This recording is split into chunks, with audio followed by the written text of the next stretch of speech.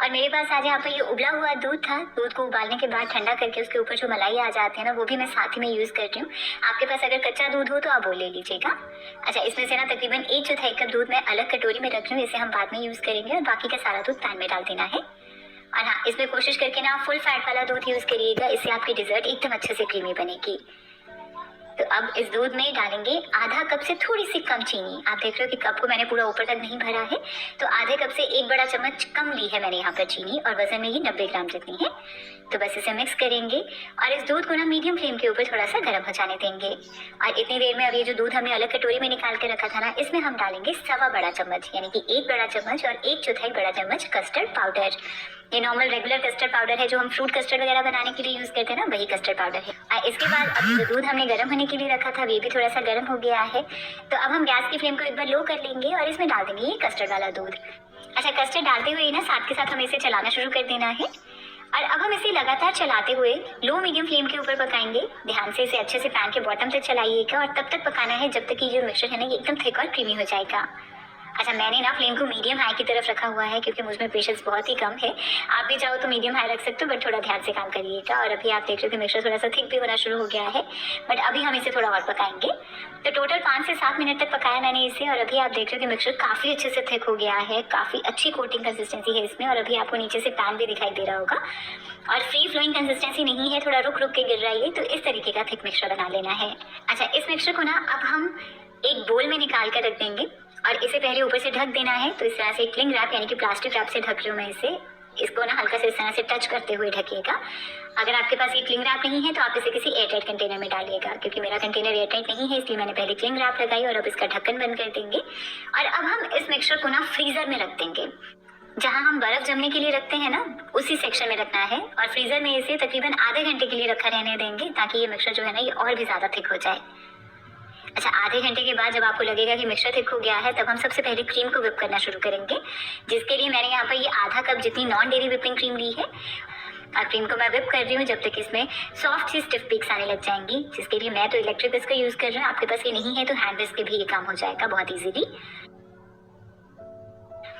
तो अभी आप देख रहे हो कि क्रीम को विप करने के बाद इसमें सॉफ्ट सी स्टिफ पीक्स बनने लग गई हैं, तो क्रीम को हमें इतना विप कर लेना है।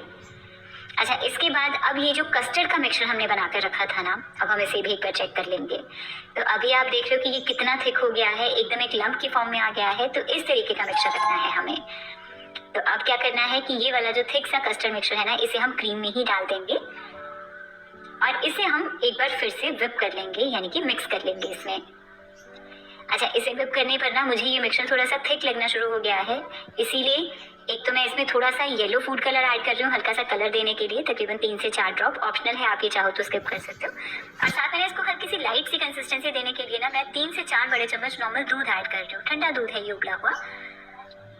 अच्छा, इसे एक बार फिर से अच्छे से विप कर लेना है। और विप करने के बाद अभी हमारा ये क्रीमी मिक्सचर तैयार हो गया है। आप देख रहे हो अब इसकी कंसिस्टेंसी एकदम लाइट फ्लफी मिक्सचर है ये। मैं इसे बिस्किट्स के साथ बना रही हूँ। डाइजेस्टिव बिस्किट्स हैं, प्लेन आप कोई भी बिस्किट ले सकते हो। पार्ले जी पसंद है तो वो ले लो, और बिस्किट नहीं है तो रस्क भी यूज कर सकते हो जो हम चाय के साथ खाते हैं। अच्छा, बिस्किट्स के साथ ही ना मैं एक लेयर में थोड़ा सा फ्रूट केक भी डालूंगी, क्योंकि मुझे ये बचपन से ही ना बहुत ज्यादा पसंद है। इसीलिए आप चाहो तो सारी डिजर्ट को बिस्किट्स के साथ बना सकते हो, या फिर सारी डिजर्ट में ही ये केक यूज कर सकते हो। और डिजर्ट को सेट करने के लिए मैंने अब यहाँ पर ये कांच का बोल लिया है। आप किसी भी स्टील या किसी भी एल्यूमिनियम के कंटेनर में भी सेट कर सकते हो। मैंने कांच का बोल लिया, इसमें देखने में थोड़ी अट्रैक्टिव लगती है। अच्छा, अब करना क्या है कि एक बोल में ना मैंने थोड़ा सा दूध लिया है। ये नॉर्मल उबला हुआ दूध है, ठंडा हुआ, जो फ्रिज में रखा हुआ था, उसी में से बस थोड़ा सा दूध लिया मैंने। तो करेंगे क्या कि ये जो बिस्किट्स हमने रखे हैं ना, डाइजेस्टिव वाले जो मैं यूज कर रही हूँ, इसमें से एक एक बिस्किट को लेना है, दूध में डिप करना है और बोल में अरेंज कर लेना है। तो इस तरह से एक लेयर हम बिस्किट्स की लगा देंगे इसमें। अच्छा, इन बिस्किट्स को अगर आप चाहो तो दूध में ना डिप करके डायरेक्ट भी लगा सकते हो, बट हल्का सा एकदम सॉफ्ट सा टेक्सचर देने के लिए ना हल्का सा डिप करेंगे तो ज्यादा अच्छा रहेगा। तो बिस्किट की एक लेयर आ गई है। अब इसके बाद इसके ऊपर जाएगी हमारा ये क्रीमी कस्टर्ड मिक्सचर। तो इसमें से थोड़ा सा पोर्शन डाल देंगे इसमें और पूरे मोल्ड में अच्छे से फैला लेंगे। आप देख रहे हो कि कितना क्रीमी टेक्सचर है इसका, और ये वाली जो बनाएंगे। अच्छा, एक लेयर इसकी देने के बाद अब सेकंड लेयर में मैं बिस्किट्स की जगह दे रही हूँ मेरा फेवरेट वाला फ्रूट केक। ये normal regular Britannia fruit cake जो मार्केट में बहुत इजीली मिल जाते हैं, ये वही है। आप घर पर भी फ्रूट केक बना सकते हो, उसे ले सकते हो, या फिर इसकी जगह भी बिस्किट्स यूज हो सकते हैं।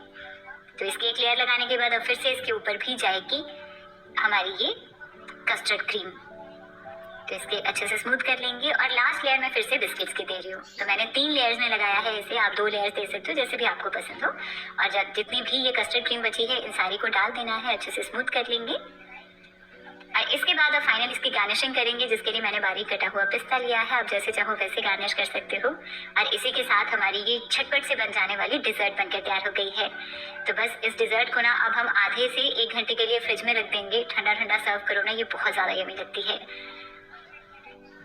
तो मैंने इसे तकरीबन 1 घंटे के लिए फ्रिज में रखा था। और इसी के साथ आज की हमारी ये ठंडी ठंडी सी झटपट से बन जाने वाली कस्टर्ड डिजर्ट तैयार हो गई है। आप देख रहे हो कि देखने में ही कितनी यमी लग रही है ये। तो बस फटाफट से स्लाइसेस में इसको कट करो और इसको सर्व करो।